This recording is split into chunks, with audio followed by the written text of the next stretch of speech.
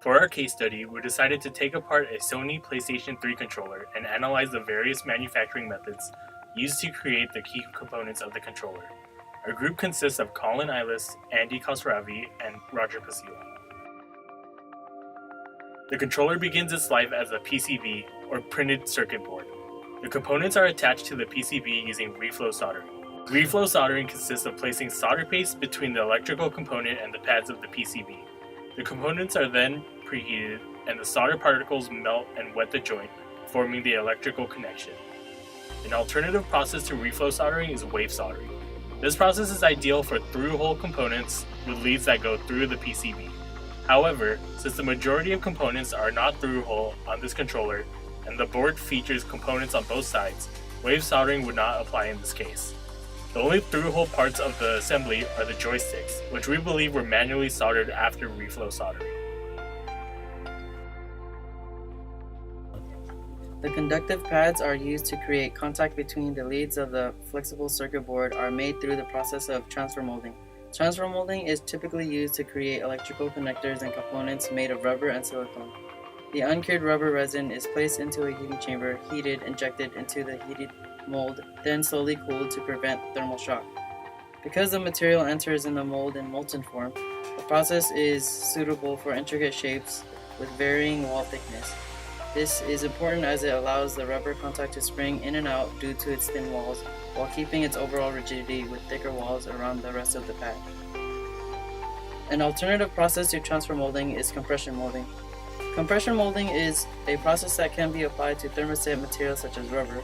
However, the parts cannot be as complex as those made through transfer molding. Also, compression molding typically results in flashing that is later lasered off. Our rubber pads have no evidence of flashing. Injection molding makes up most of the processes used in the manufacturing of the PS3 controller.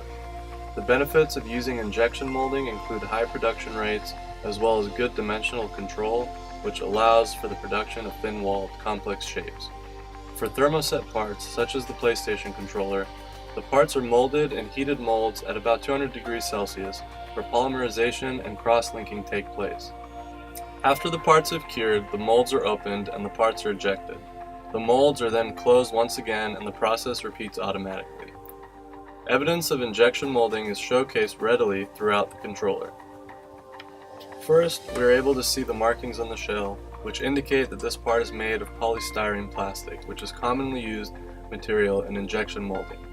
Ribs can also be seen all throughout the inner surface of the front and back plate.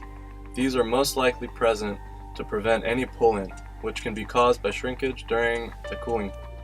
Signs of double-shot injection molding are also present in the buttons due to the different color of plastic. The initial shot is the outer body, in this case black, and second shot in the middle is the colored one. An alternative process that can be used is compression molding. Compression molding is mainly used with thermosetting plastics, which the PS3 controller is.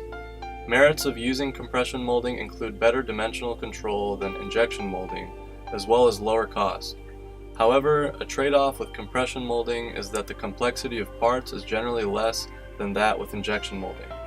The relative simplicity of dies used in compression molding is actually the reason for the process being less costly than injection molding. Geometric dimensioning and tolerance plays an important role within game controllers. This is because the buttons must fit the casing with its respective size.